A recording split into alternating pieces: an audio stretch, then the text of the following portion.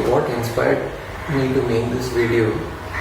Well, I can say it from a certain perspective that if you observe the year when I was born, in the mid-80s, you would understand that myself as well as the many others like me who are also playing sitar and who are also born at that time, we did not have access to internet till we almost finished college.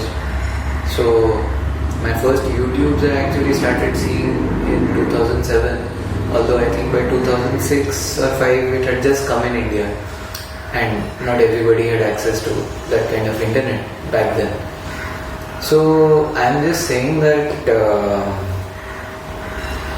it's very important to understand that we, as in myself and the others of my age who are playing the sitar and who have started back then, are among the last crop of sitar players who have educated themselves on sitar without seeing any videos.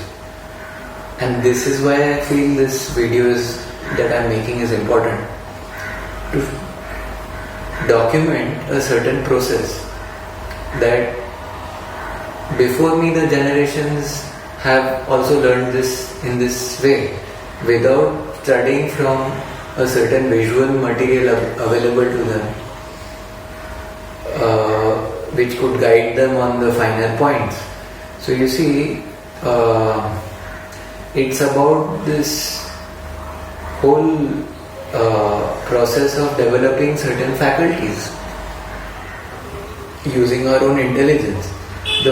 One of the greatest examples that I could think of would be to quote Baba Alauddin Khan sahab, as told to his students, which I have read in their interview. For example, I have read Pandit Nikhil Banerjee's interview, where he remembers his Guru Baba Alauddin Khan in the way that he would say that Baba would not teach them repeatedly on the same thing.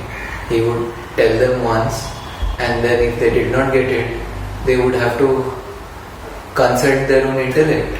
And this is one of the fundamental things about learning the sitar or music or many things in life, that you cannot be repeatedly told about the same thing.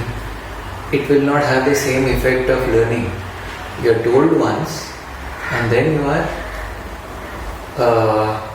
so the Guru is trying to see that you are trying to make that effort from your end to learn. If you are always fed or you always rely upon getting fed, then that would be the quality of your learning, that you would not be able to grasp things on the long run in a way that is utmost comprehensive. And if that happens, then in future when you would have to teach, that would affect your teaching process, that the students who would learn from you would not be able to get the best of that essence. So this is important to understand, why a certain emphasis is given on the student to try it out themselves after a brief guidance, and that how they show their aptitude or how they implement all that knowledge into action. So going by my background, I have been very lucky to have grown up in the Sri Aurobindo Ashram, Puducherry, as a student of Sri Aurobindo International Center of Education, SAIC as we call it. What I really imbibed from this education, this integral education that we call it, is that all the other things in life outside sitar, so we would do extracurricular activities like carpentry, pottery, embroidery. I have stitched a couple of hankies, other than that, we have done sports like physical education. I should not say sports. Sports draws emphasis towards something that is purely competitive. Let's say physical education. We have had this privilege or this opportunity to be able to learn and try our best in a wide range of disciplines. So for example, I might be able to relate, say a certain medium fast speed of my effort in playing certain things. I might be able to relate that to say the kind of effort and the thinking that I would have to put in running a good 400 meters race, or in swimming 200 meters freestyle, or similar things. Or that how tackling a certain situation in my fingering reminds me of the same tackle or the dribble that I would have to do, say, while playing hockey. How I would have to switch over from reverse stick to forward stick.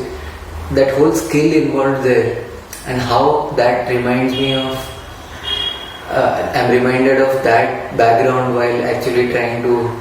So these associative memories are very important, and these help us in. So this is my experience. This is not to discard somebody else's experience of the kind of background that they have grown up in. What is important to realize is that these are the kind of things that have helped us, like referring to my generation of sitar players, like typically born up to the mid 80s or late 80s, who did not have access to YouTube while going through much of their music education or other videos that were available at that time. It's important to understand that how we use these senses that we experienced in life to help us explain the difficulties around how to get around that technique or that passage or that. So I am referring to a lot of sitar players who would have also gone through this process, who were born before us, and it's a personal matter. Maybe everybody does not want to say that the kind of experience we relate to helping us play better sitar, and that's fine. We respect their personal angle to it, which they may not want to share, but they cannot deny the fact that that has helped them play better sitar. So speaking about these greats, I mean, I am nobody to say anything about them, because it's their playing that has inspired. Okay, I mean, I don't want to take a single name. There are all these. I'm just going to show you a collage of their photos, and there might be more than these people also whom I don't know or whom I'm not aware about, and that would be my ignorance. However, I would like to say that this is the time that we need to share this much of our talim or of our knowledge, so to say, to help a student get by these technical difficulties of why something is correct and why something is not advised. So I am certain that all these great sitar players would have thought of biomechanics not as in a science but in a simple way, in how it helps them play certain things. Because I, as a student who has spent so much time on this instrument to practice and to, I realized that with that prolonged hours of practice, it is impossible not to think about these inputs of, like a scientific approach, so to say, to playing sitar. Because if you don't do that, then there is a fair chance that you will damage your body over the long run, and that is not advisable. You cannot just be madly passionate and just play. Of course, your passion has its place and everything, but you cannot be so madly passionate to a level where you just ruin your body. So I have had to learn the hard way because I was not gifted with the right instruments. I mean, my tabli, many things in the sitar proportions were not actually complementing with my body, and that we could, strike a fruitful partnership in that sense. So I had to work around it, and because I'm still young, it has still not affected me on a certain level. But over time, I would also have to make those changes. So this has been my thinking throughout, you see. And even I am looking for room for improvement in my own thing. I have not come up with a golden rule that this is how you have to play. So remember this, that what I am going to share now is something that you do not need to always go to a guru to get this, because it's not a guru's job. I mean, it's something that you have to consult your own intellect, as we did, and I would very much like the future generations also to do that in a way that is going to help them, because everything, if you rely on, okay, this has been told, so we are doing like this, then there will be definitely a phase in your life where you will be stuck with a problem and you will not be able to solve it. So problem solving is something that has to be encouraged at all points in your life. Otherwise, you do not live as a human being. Then you live as just an object who is told certain things and you are doing it, and you accept that as your reality. That you can never think beyond this. You accept your limitations. So I am not catering to this aspect in teaching or learning. Please remember that.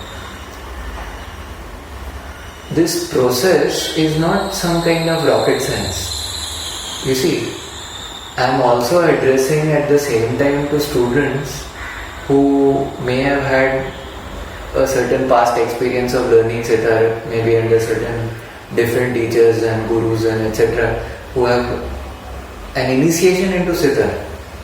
But if I have found a certain defect, say, the way the right hand is placed, or I have also prescribed certain exercises, or rather emphasize that practice this slowly, and that student has also practiced it as per my direction and has seen the fruit of it.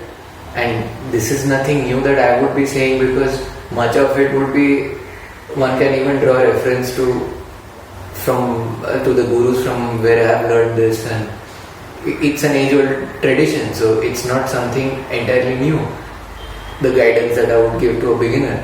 However, what disappoints me is that after having realized this process, that okay, this is the fruit of this sincerity, that if you play like this, you can see an improvement in your playing. If you go back to a lazy state or a state of lack of consciousness, where you feel like, okay, this is too much effort, and that we are just happy coming and doing a certain class and going back. I mean, it's like an activity that we do in the day. Then I'm sorry, then you are not making progress. And parallelly, I would also like to say that I don't mean to say that I have great expectations that everybody play at the highest level and that they become this big musician. I don't have these kind of expectations while I'm teaching. I am just teaching what I think is to the best of my knowledge. I do not calculate that, okay, this is enough for a student's level and that is good enough for a maestro's level. There is in teaching, I don't believe there should be any of these percentage efforts, so to say, in imparting what we know. I will teach what I know to the best of my ability, and I will have a certain idea of this is what is progress. Now, when the student has accepted that it's their laziness or it's their lack of drive to put in that 100% effort, or I would rather that they practice sufficiently in a way that I can see improvement, so that every time they sit with me for some learning, we go forward, and that we do not keep going back to square one where, but I had told you like this, oh sorry sir, I did not practice this. So you see, this kind of attitude is not what is going to lead to progress. Because as a teacher, if I allow that to happen, feeling that every month I'm getting some money, that student anyway doesn't care, so why should I care? There are many people, and probably this is also what has been known as being professional in teaching and all that. But if this is going to be the attitude of a teacher, then what you're going to do is, over time you're going to add to the mediocrity. You cannot blame a student for that. You can blame only yourself for that. That you have not taken the sufficient pains to make that improvement in a student's learning, no matter how less serious they are about their own art. So the step forward then would be to say that, look, I don't want your money, that I have certain expectations that this is how I am teaching and this is how you should learn. Expectations are very simple. They are not based around any commercial success or anything like that. They are just based around the right spirit of progressing in this art or in this music or when you are playing. You see. So if this does not happen, then the teacher has to have the sincerity to tell the students that, look, by coming to me you are not getting any advantage, and I feel that I have not been able to add to a certain progress in sitar. And I say progress in sitar even though it's an individual's progress that we are talking about. But remember that an individual progressing today, tomorrow, day after, etc., and then many individuals progressing in the same manner adds to a collective progress in the universe. And this collective progress is what we talk about as the progress in sitar. So remember that each student is as important as each other student. There is no student which is more important and less important, or let's say there is no progress of a student that is more important than the progress of another student. This is something that has to be firmly established. People have spoken about this, people have tried to exemplify great figures saying this. It's fine, but when it comes to teaching, it's very easy and very convenient. It's our human nature. It has to do with our energy levels. Today, I will not be having so much energy to continuously teach say 50 students. I will also run out of patience. It's my human nature. However, I should never forget this point that each student's progress is not less important than another student's progress. You see. So remember that if you can see progress in one student, you have at least taken a step forward towards that collective progress in the universe. So having said that, it's important to be sincere that if you feel that there is a certain mediocrity that is setting in, then remove it at the root. Don't encourage it. Today, just because you can survive gaining that money and all, it's a hard decision that you have to take. I have taken it. I have actually asked a student to stop coming like this because I was feeling so saturated that I have to sit for a class just because I am getting paid. This whole concept of doing business for teaching has to have a serious relook, because until now people have been charging for the hours that they give to learn, saying that these are the hours we could have spent on something else. Then I would challenge every professional and I would say, well, then go and spend those hours on something else. You're not doing some great duty or some service by charging somebody else to spend those hours. This is my view. People can agree to it or not is another matter. But understand that if it's a service given and it's a service taken, then a rate chart might not be the best way to look at these things. Today, why am I getting a certain money so that I can probably go and have my meal?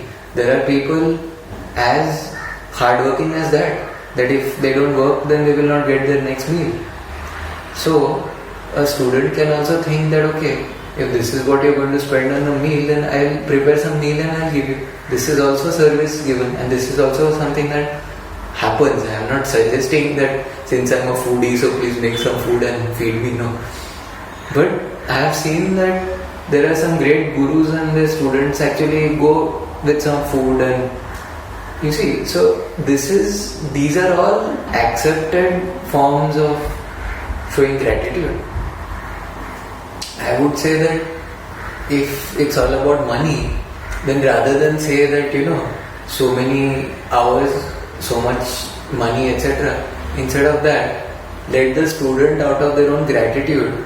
I mean, by now it is an educated decision to feel that gratitude. I mean, something that was never there earlier, maybe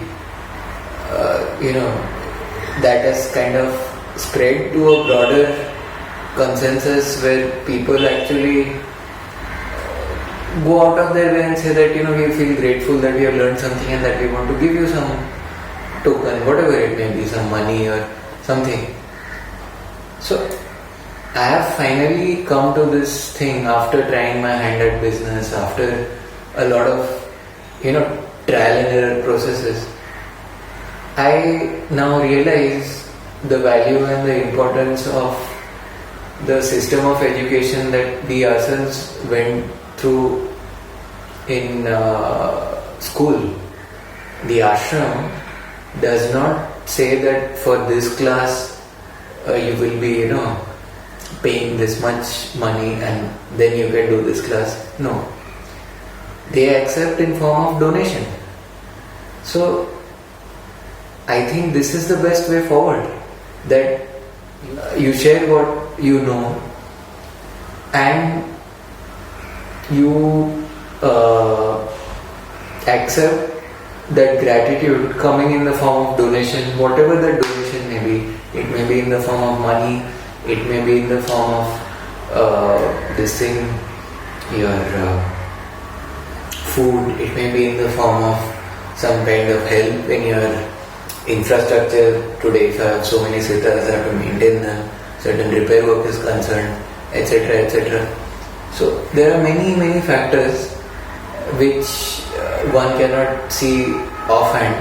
So that help could be, or that gratitude could come in many other forms.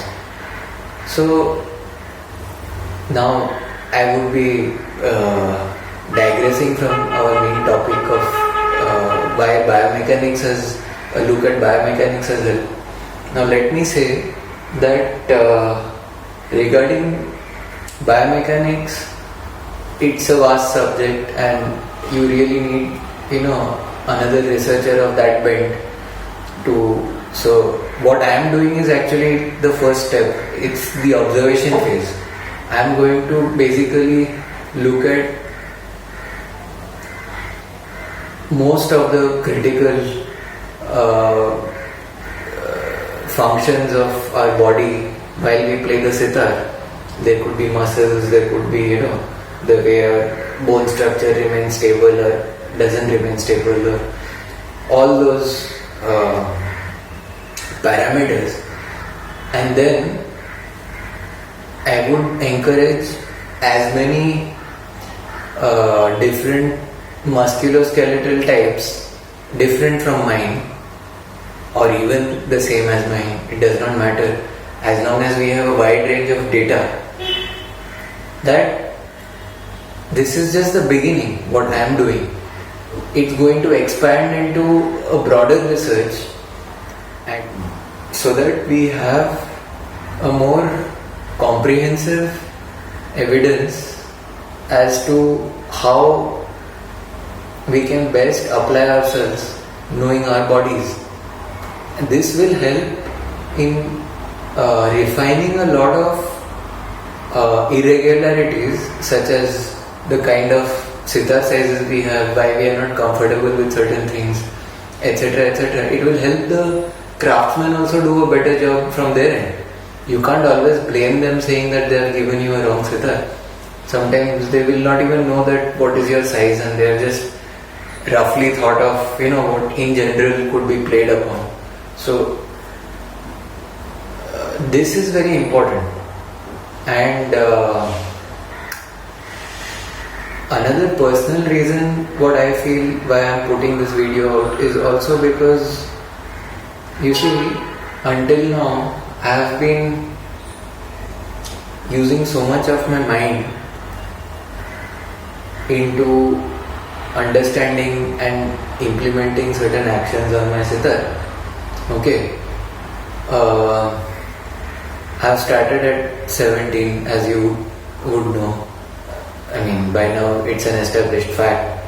So you could even look up all the sitar players who have started at the young age of 3, 4, 5, that small age, when it's a very different way they would feel learning into the sitar, because they would have spent all those years growing up with the sitar, which I did not get to do. I was already an adult and already formed in a certain way. So this research actually was of paramount importance for me to progress, especially when I had long phases of practicing without any guidance. I mean, I had the guidance of my guru, I had the guidance of my gurujans, all in parts. Like from my guru I learned for 5 years. That was the longest period of solid guidance, which was meeting him regularly in that ecosystem. After that, it was a few instances of talim, very very important, very very crucial. So for the first time after that phase, I could feel again the same kind of approach when I went to Pandit Syamal Chatterjee in Kolkata, because again I was visiting him every day almost, or over the period of my month-long stays in Kolkata. And this is again that Gurukul system which I could experience back when I experienced this thing in the ashram in Pondicherry, Puducherry. Okay, but I would still say that since I have used so much of my mind, because it has been quite to tell you very honestly, it's only during this lockdown that I have felt rested, that I have felt at peace. Because imagine, for the last 18 years, I have been on my edge, trying to, always improve, always try to do something better, always try to go forward with a certain practice, always in a sense of competition, always in a sense of, trying to be at par, or be in this field.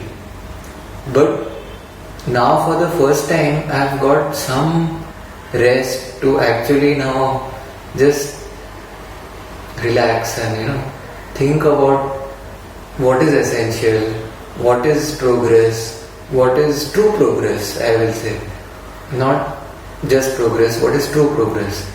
So, since I could make use of this time like this, I came to a very important realization beyond all these technicalities that I will be sharing in this video. One of the main reasons why I am doing this video is to say that after having used all my mind and my logical faculties and reasoning and all that, I have had certain experiences that have gone beyond this mind. In very small portions maybe. It's beyond me. Honestly. I don't know why I have experienced it. It's probably something like, if some great musician has mentioned that it's a magical feeling, or it's something like that. Like you don't know, you go into this sublime state, you go into this almost like you feel like a trance. And you may not feel like that in front of the camera while playing or anything. It might be just in the privacy of your practice. It could be at any time, you see. But the thing is, it's important to realize that you felt those moments. And those are the very moments I feel that have something to do with the real sense of yoga or the unity with the universe. And so far, this is my realization that I would like to say, or at least the beginning of that until now I have used my physical body, my mental reasoning, a certain logic to how to do things, certain biology, everything, you see, in a way that is very understandable to a large number of people. However, now I would like to explore this inward journey, which I have to go beyond all this whatever I am saying now. However, my faith is not deterred that is the right way. However, I feel that maybe, I would not like to I would like to go forward in this state of feeling that thing that is, beyond the mere physical. But I would not like to lose that being able to relate to what I have been able to explain so far. If I go to a certain consciousness where I do not relate to this physical being or this state, then it would be something that is, it might be a great consciousness, but I might not be able to bring that forward to the student, being in that state which I might go into later on if I happen to go there. So, this is just an attempt to codify and to keep it for the archives or for the record that until now physically this is how I felt and this is what has happened, and mentally the reasoning and everything that I have used. This is just to preserve this. It's not to say that this is the ultimate way. If so, after I finish this, because there are much more important things to do in life than just to think about this logic behind playing sitar, the body logic. One has to go deeper within, and so once I go into that, this is locked. My efforts in this direction are locked, and of course inviting everybody else to even contribute to this and make it a much larger study and a comprehensive study. So that now I can leave all this after this disclosure and proceed into something that is much more subtle, that might be much more true to my inner being, and that I might be able to explore that further. This has something to do with yoga, I believe. The true sense of yoga. Not just what you see, the form of some asanas and just what is marketed nowadays. Not that way.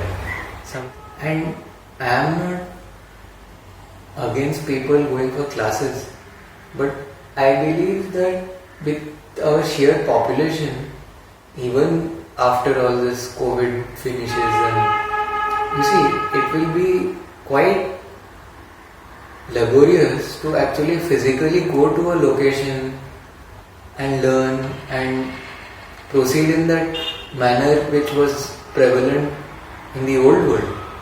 So I think by sharing this, it's going to cover a lot of basic level of learning, and then what you learn from your gurus is the music, is their expression, is their interpretation of a certain expression. This is not something that you can always just learn by, you can be intelligent after a certain point in your learning and learn further, but maybe this is what you could, personally teach a student. But the student need not come for endless correction of, how to place your hands and what body parts to actually. So these tools is what I'm trying to focus on and have a solid base of building blocks, which as many people who want to contribute to this are most welcome. I cannot have all the knowledge by myself, but this is an effort, you see, so that you go and learn, say, from your teacher or guru, you learn something, people give importance to Bandish, for example. So you go and learn Bandish from your gurus, You go and learn how they develop ragas, for example.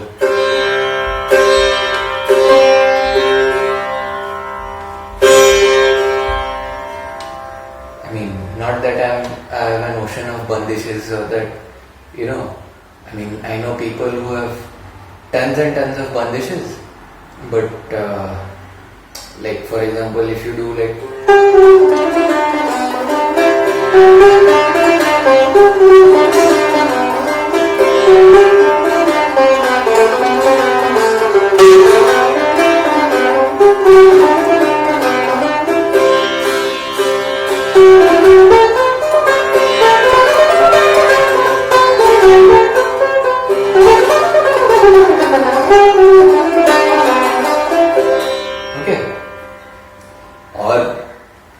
beyond this initial elementary compositions, then you have,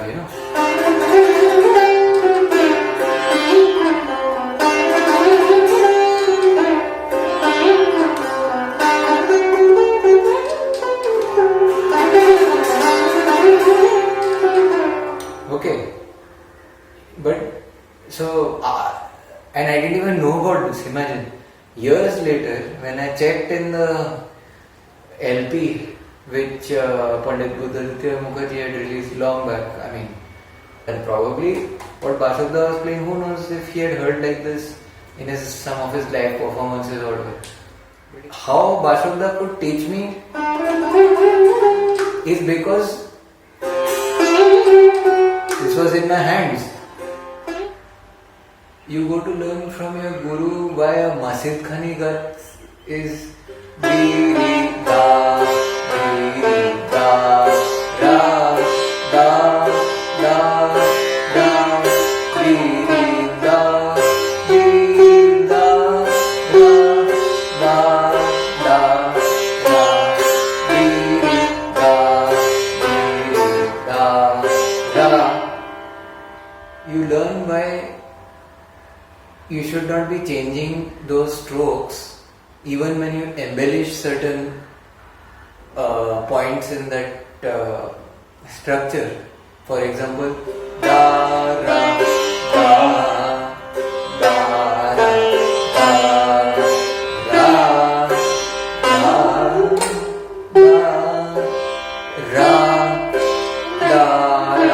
ra da da ra da ra da ra da ra da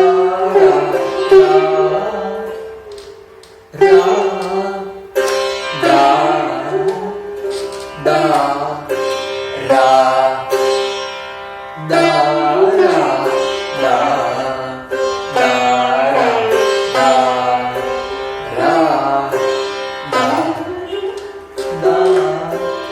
ra da da ra da ra da.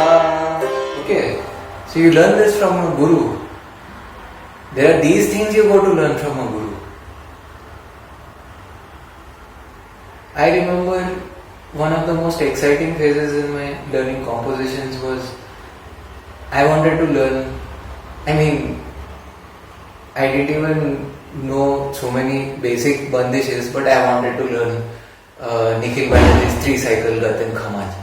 This was my second year of learning sitar. So Bashuda taught me. So we were clear about the bowls. Da da da da da da da da da da da da da da da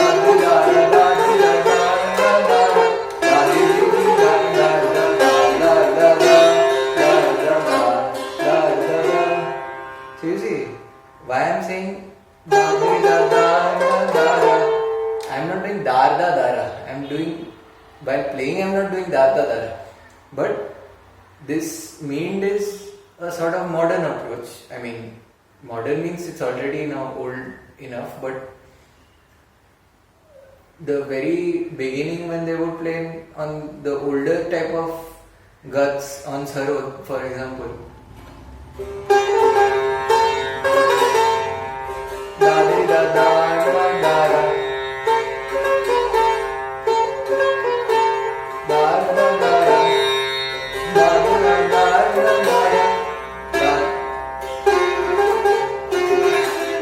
Something like this, you see.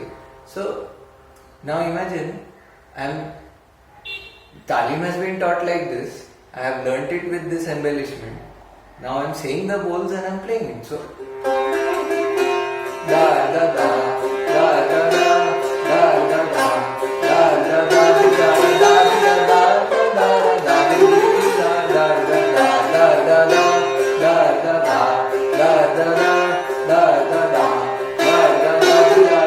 So how does the beat go? Da da da da da da da da da da da da da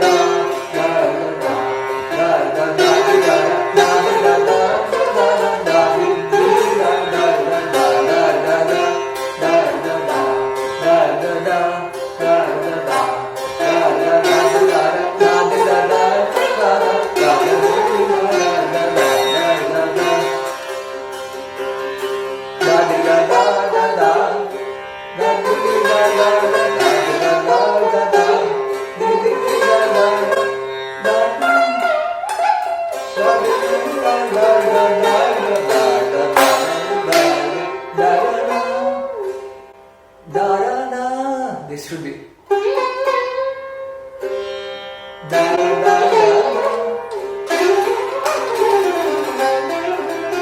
Okay. So these are the things you learn from a guru, which is important. You can't just figure all this out just by looking at videos. Not in that flow. I mean, then you would have to really you would have to leave everything on earth and just play sitar. That's the kind of time. Okay, and after all this learning in school, in my formative years, then of course I became a concert artist. I started learning from watching performances. I started seeing that somebody like, say, Pandit Nalindhar, who has a collection of bandishes. I mean, I don't think anybody knows more bandishes and guts than that one single man, in Sarod at least. And I think so you can be like that, or you can be somebody like Niladri, for example, I mean, I'm not trying to say that he knows very few bandishes, but I've seen how he modifies bandishes while playing, and I appreciate that as well. Suppose he's playing, we are in the afternoon now, so let's play Bhimpalasi for example.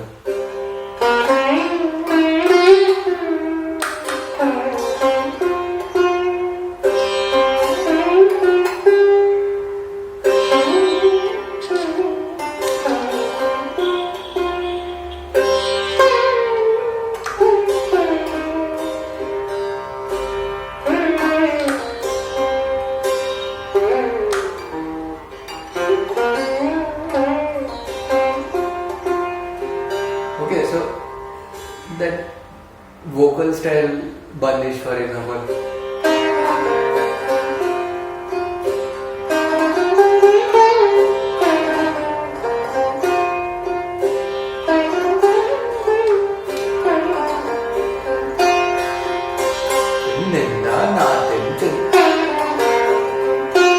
Okay, so he plays this very well, and then sometimes you are seen in the middle of that, sometimes like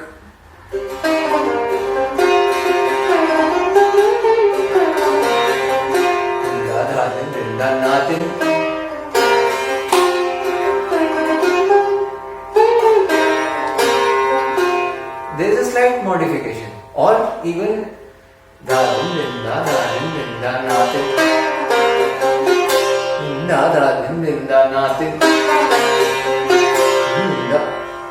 this approach to playing around with the bandishes, to modifying it to get a certain rhythmic value. This is something which I have seen even Pandit Vasantrao Deshpande do it, Dr. Vasantrao Deshpande. Maybe this is something to do with from Natya Sangeet it has come, or it's a quality of a very high order, that you have an established bandish and how you do a little bit of tweaking here and there just for that presentation on the stage. You are not teaching the tweaking to a student that look how I have tweaked it. When you teach a student, you are teaching them the bandish. But so I have seen all this, you see. As a student, I would just go, just look at the performance, you see. And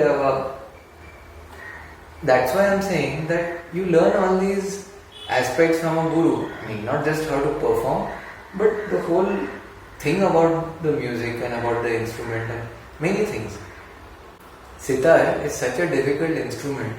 You see, there are almost 20 strings. This has only 11 tarabs, but the other ones that I have got 13 tarabs, and so we are dealing with 18 to 20 strings. So you can imagine how much one has to study about whether the sitar is playing in tune or not, how to tune it, what are the external factors that are contributing towards or taking away from the tuning, such as temperature, etc. Today I have a very seasoned instrument in my hand, but I am not so fortunate every time, and this is not to say that always a seasoned instrument is always at its best form anywhere that I go to play. You see? So, and so who is going to understand? For an audience it's very easy to say, but look, that didn't sound like a sitar. Just because they did not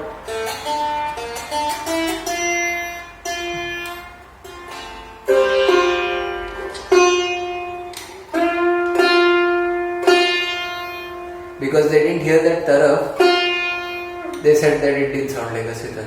Hello, do you know that the AC and all that, how they affect the tuning? There are so many things, you see. It could be my mistake, it could be that I have not tuned it properly, but it could also be these other factors. It could be that I have not got the right help with the jawari. Okay.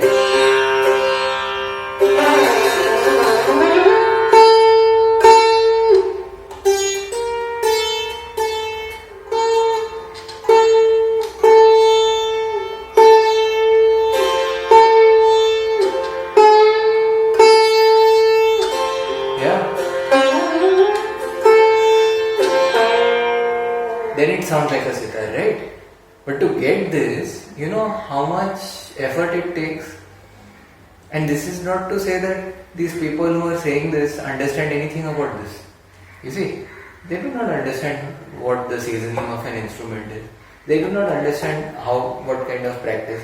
They do not understand what kind of power I need to produce this sound. This is not entirely a muscular effort.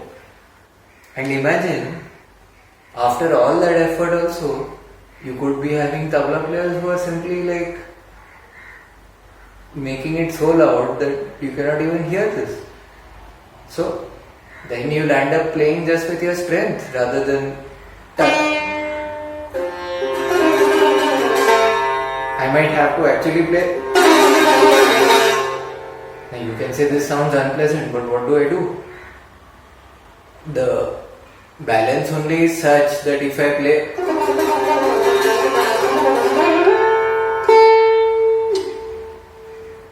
if I want to play like this, but if I don't have the support to play like this, either the balance or the sound man or whatever, this is the kind of problems that we face. So if we have to deal with so many things, then this would be my humble attempt that at least the basic building blocks, what you do, how you struggle in life on stage or in your personal life, whatever it is, that's another thing. But to have a clarity upon what are the building blocks, or other than bandishes from your teacher, you learn how to do alap, how to play alap. I mean, that is something that you cannot just listen and pick up, or you need to learn that from people, as per my experience at least. So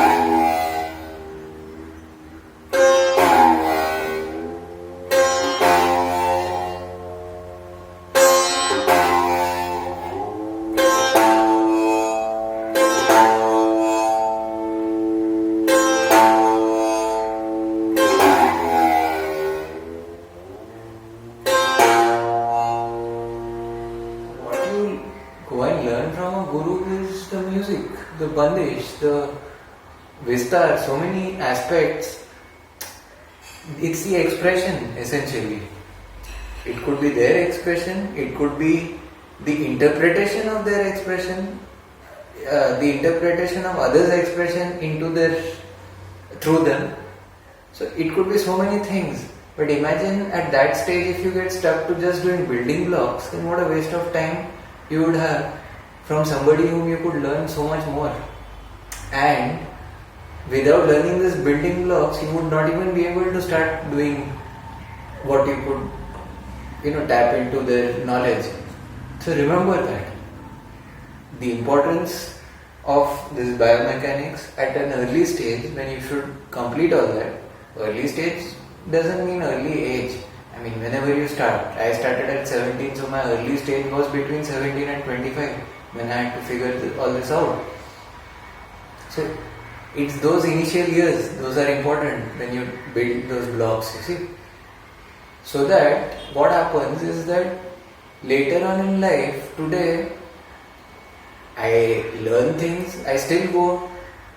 Very recently when I went in my recent trips to Puducherry, I sat with my Guru Bashabda for a class, and I don't know, he could have taught me this earlier also, or I could have listened to this earlier also, whatever it is that it did not happen. He said, okay, someone play this, and then he taught me a beautiful bandish in Surmala, Radhu Babu, what he had learned I mean, he had not even, he was very young and he was taught certain bandishes to present in that group class. And out of his latent memory, he remembered this being taught to some other student. You see? So for example, he taught me this.